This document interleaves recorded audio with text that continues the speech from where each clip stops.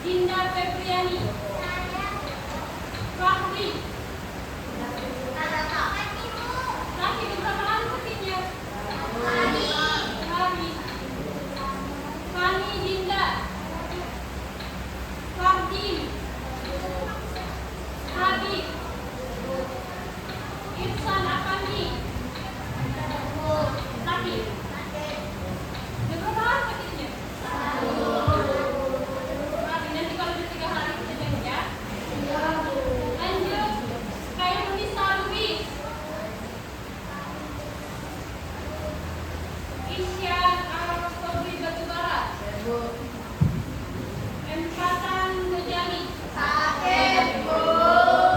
Muhammad Ardiansyah. Muhammad Dafanusi. Kenapa tadi semua? Iya, karena cuaca udah itu lagi hujan kan? Karena kalau hujan panas jangan main di luar.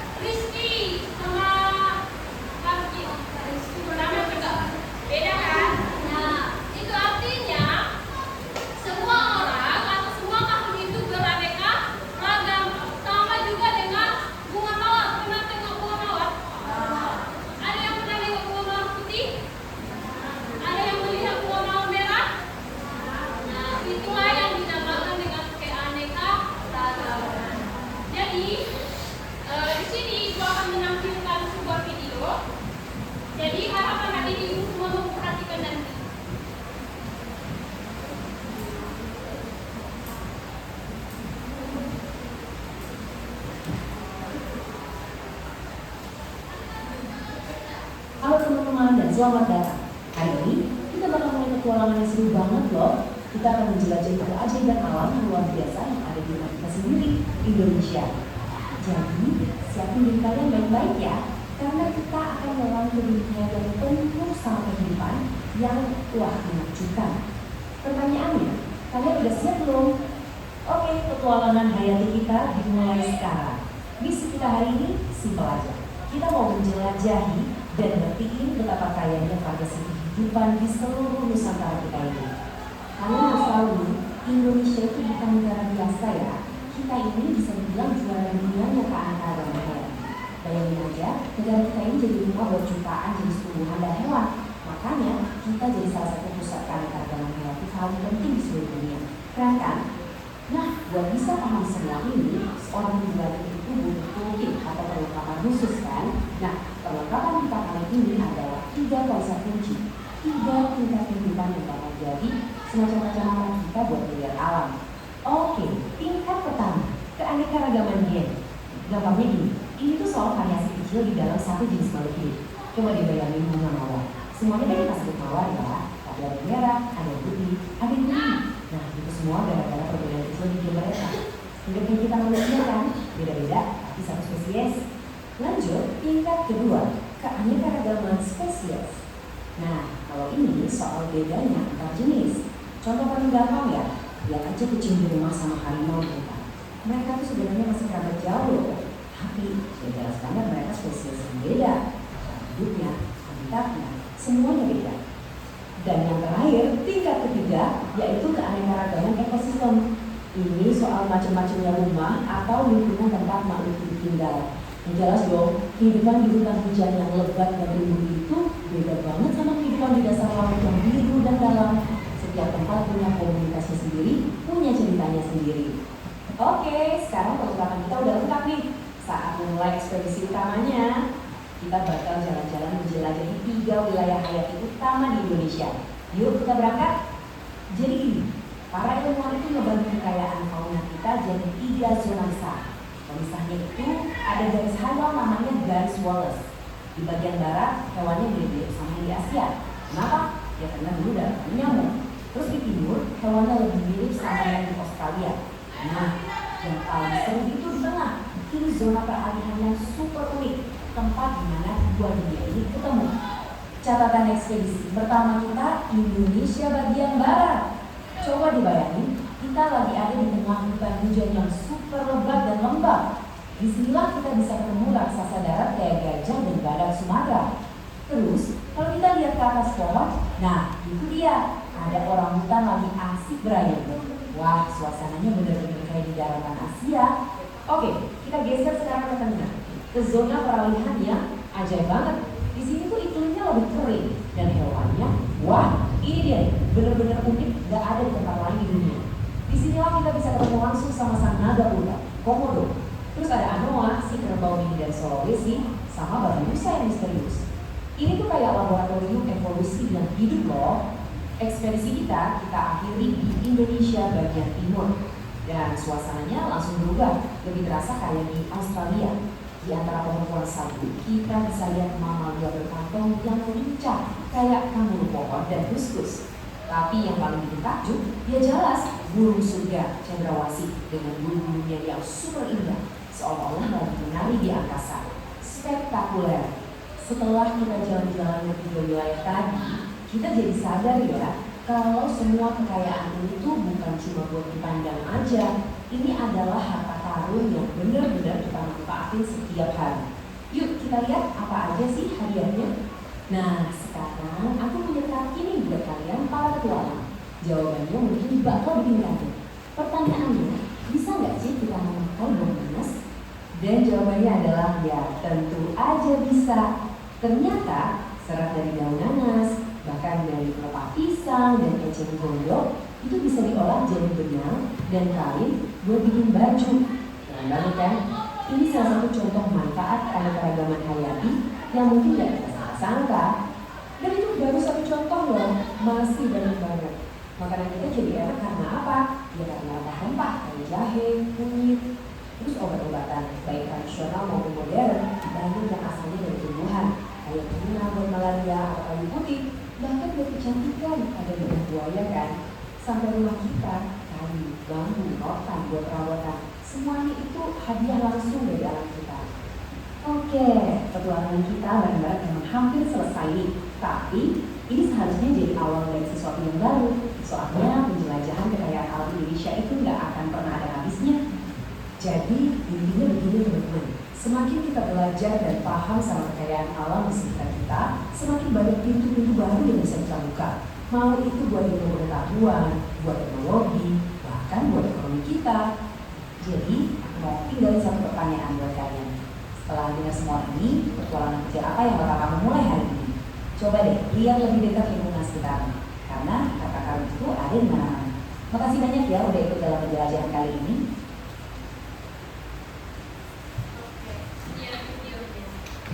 Sekarang Ibu mau nanya, tadi ada keanekaragaman genetik. Coba, apa contoh keanekaragaman genetik yang paling dekat sama kalian dan paling gampang kalian temui? Ada yang bisa? Coba Aisyah.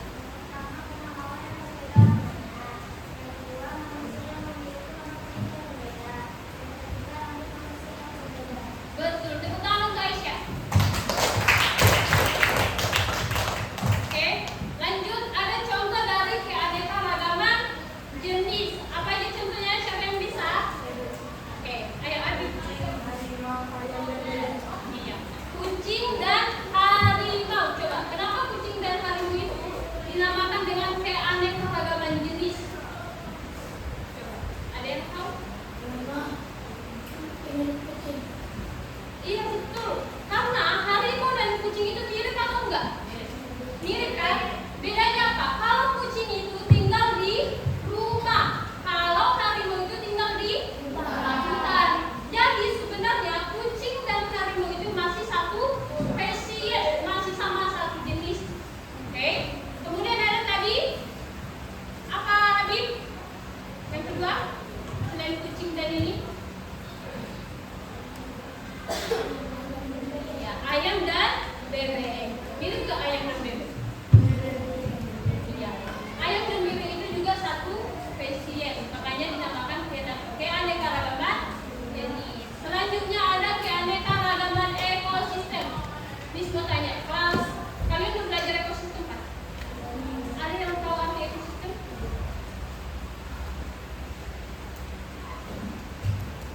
Pelajari lagi dulu nggak ya? Masa pelajaran sebelumnya udah lupa? Apa contoh keanekaragaman ekosistem? Siapa yang bisa? Ayo, ekosistem laut dan sawah. Iya, contohnya adalah ekosistem laut dan sawah. Apa bedanya? Orang yang tinggal di laut atau hewan yang tinggal di laut dan yang di sawah pasti berbeda. Apa yang dimakan juga berbeda. Dan sekarang Ibu mau anak Ibu perhatikan PPT berikut. Ya, apa judulnya? Ya, sama-sama. Apa judulnya?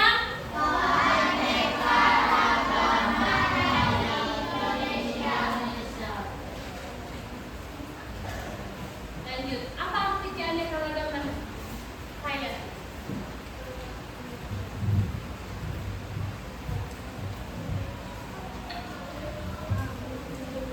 Artinya perbedaan makhluk hidup di suatu wilayah. Perbedaan ini terlihat dari jenis, bentuk, dan sifatnya. Jadi di Indonesia ini ada banyak aneka makhluk hidup. Ada manusia. Manusia makhluk hidup atau enggak?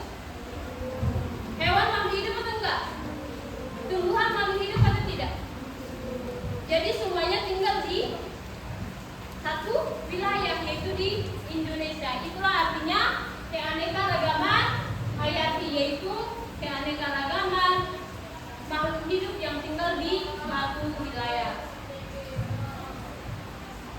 Nah, keanekaragaman ini terbagi atas 3. Coba yang pertama, Fahmi. Coba apa Fahmi yang pertama? Tingkat? Iya, tingkat gen. Kedua, lanjut Rizky.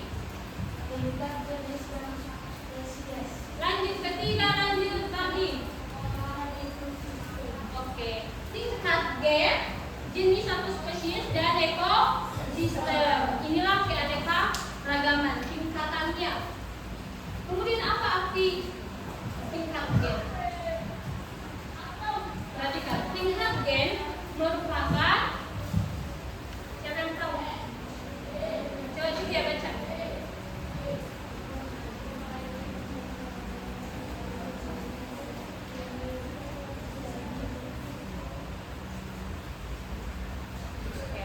Tingkat gen artinya sifat dalam satu jenis makhluk hidup. Contohnya kebun bunga mawar.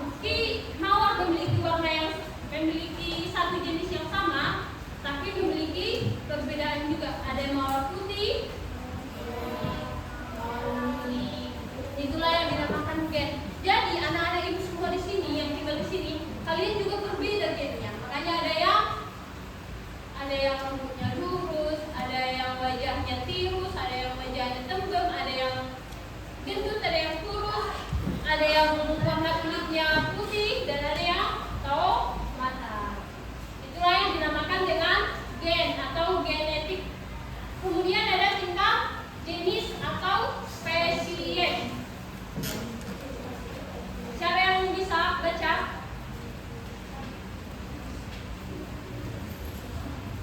Nabil. Baca.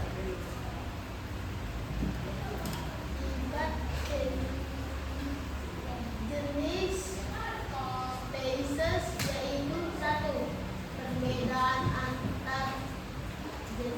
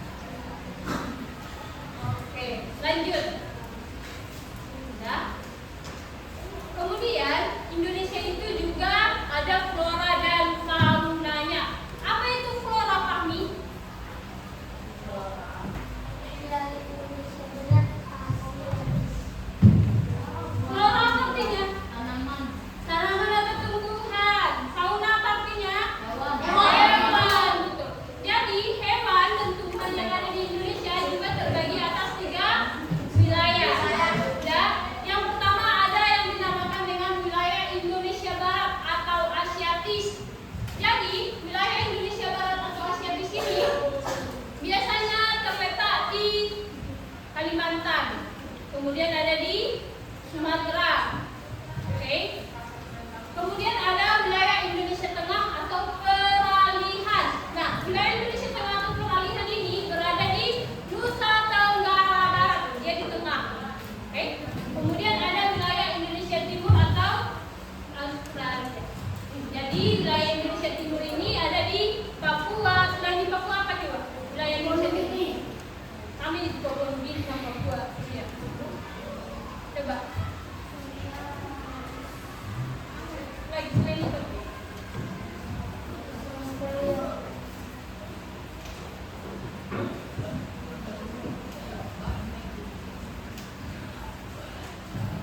Oke, perhatikan.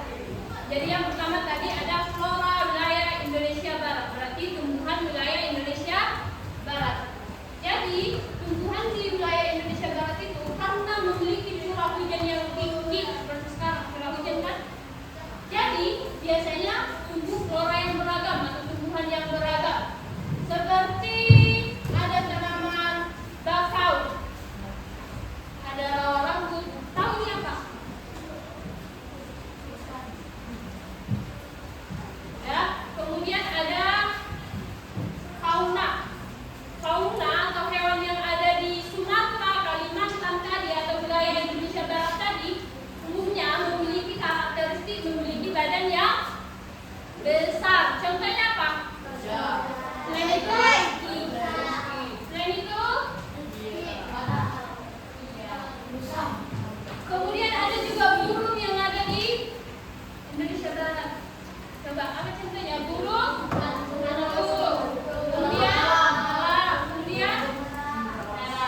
Kemudian ikannya contohnya apa?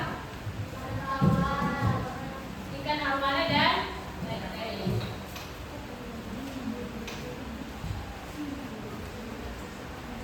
Kemudian ada wilayah Indonesia Tengah. Wilayah Indonesia Tengah ini apa tadi contoh kotanya? Negara Nusa Tenggara Barat dan Nusa Tenggara. Jadi untuk wilayah Indonesia Tengah ini biasanya curah hujannya rendah. Kalau tadi barat itu tinggi, kalau tengah itu rendah. Contohnya apa? Tumbuhannya. Iya, ada bunga anggrek, cengkeh. Jadi di Nusa Tenggara Barat atau di wilayah Indonesia bagian tengah atau peralihan ini biasanya curah hujannya rendah atau biasanya kering. Biarpun hujan tapi cuma sesekali. Beda sama wilayah Indonesia Barat tadi. Dia memiliki curah hujan yang tinggi. Kemudian ada fauna. Untuk hewan di wilayah Indonesia Tengah ini memiliki ukuran tubuh yang relatif kecil. Contohnya apa? Komodo, kadunggal. Dan itu Buaya. bisa kita lanjutkan. Coba baca. Teriak. Wilayah Indonesia Timur. Menteng. Dari awal sudah dibacanya. Wilayah Indonesia Timur didominasi oleh hutan hujan tropis, hutan musim dan hutan bakau di daerah pesisir. Contoh flora atau tumbuhan yang tumbuh di situ adalah katoa. Teman tengok buah ini. Kamu yang di MBI kan? Enggak. Contohnya ada pohon sagu. Pohon sagu bisa jadi makanan atau enggak? Bisa. Bisa jadi pengganti nasi. Kemudian untuk fauna di wilayah Indonesia Timur itu memiliki ukuran tubuh yang tidak terlalu besar dan ciri khusus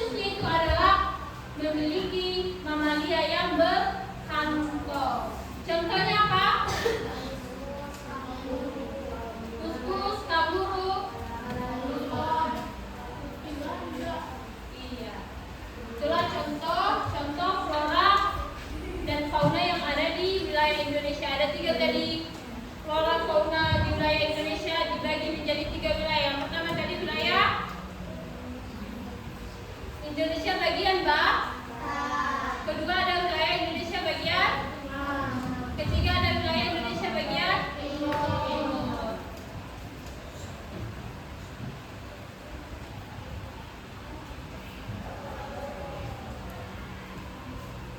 Oke, kita lanjut. Tadi keanekaragaman itu memiliki peran penting bagi kehidupan manusia. Contohnya apa?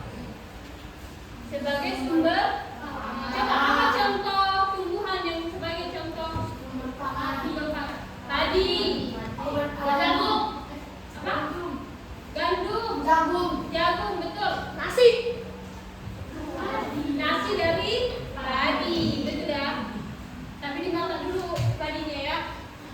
Kemudian ada jahe, kunyit, itu bahan pangan ya? Cabai, ya, betul. Kemudian ada obat alami. Apa contoh yang kalian tahu? Serai, betul. Kunyit, betul. Dan telur. Coba, dan telur untuk apa? Betul. Mimisan. Kunyit itu? Buah pala. Untuk bengkak. Serius? Nanti coba ya. Dalil. Kemudian apa lagi contohnya? Kemudian ada yang ketiga peran bagi kehidupan itu yaitu penjaga ekosistem. Jadi tumbuhan dan hewan tadi menjaga ekosistem kita tetap berjalan dengan baik supaya kita masih hidup dan tetap beraktivitas. Kemudian ada yang terakhir yaitu sumber ekonomi. Siapa yang tahu contoh sumber ekonomi dari flora dan fauna? Iya, jual tumbuhan. Tumbuhannya apa? Sayur. Menjual ikan, betul. Menjual ayam. Betul. Menjual bebek. Betul. Menjual udang. Ibu mau tanya. Ya, tepuk tangan untuk itu. Ya, dengan misalkan kalau tidak ada ikan, maka penjual ikan nggak ada kan? Terus kita nggak bisa makan ikan. Jadi ikan tersebut atau keanekaragaman hayati tersebut menjadi sumber ekonomi bagi kehidupan manusia. Ya, betul.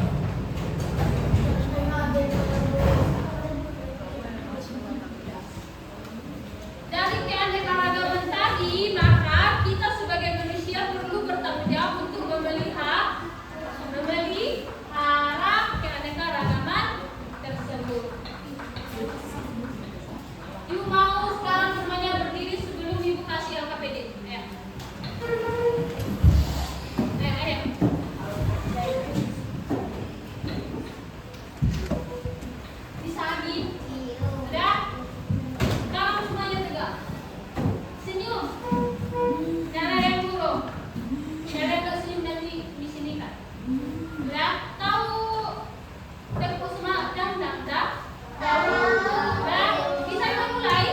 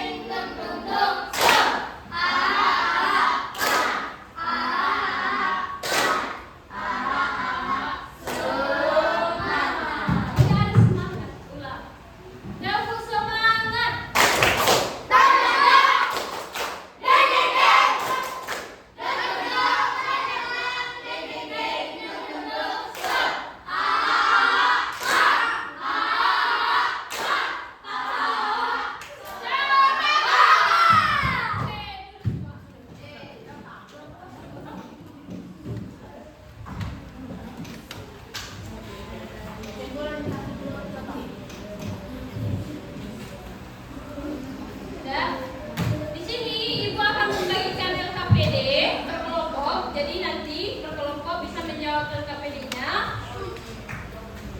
Diharapkan kepada semua anak didik ibu dalam setiap kelompok memiliki peran. Oke. Ditulis nanti nama kelompok.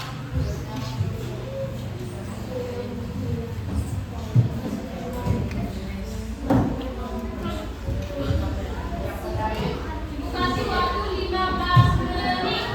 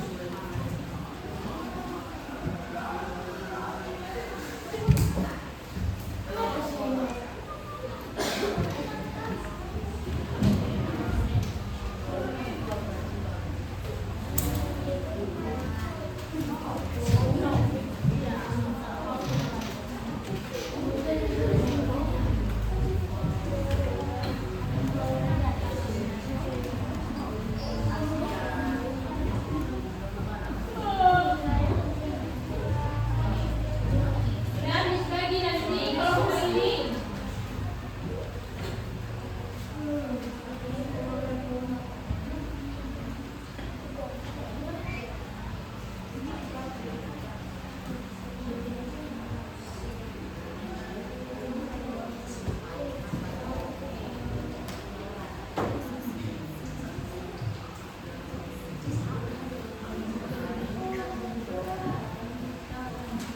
Dan kelompok yang ini kelompok harimau, kucing, serigala,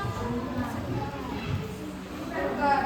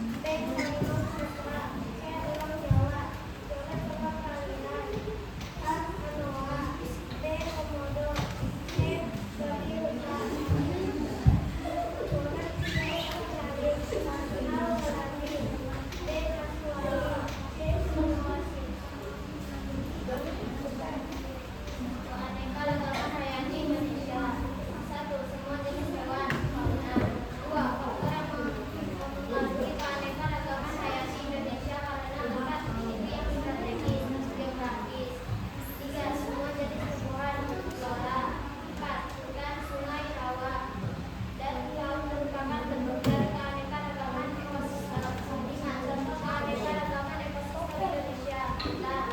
Nah, di Indonesia yang memengaruhi keanekaragaman hayati tropis. Ini sebagian dari tubuh yang membawa sifat turunan gen. 8. Pewaris sifat dari pewaris bukan dan distribusi dari makhluk hidup genetik. 9. Berkaitan dengan kehidupan atau makhluk hidup hayati. 10. Macam-macam makhluk hidup yang ada di suatu wilayah merupakan keanekaragaman jenis. Sekian dari presentasi kami. Assalamualaikum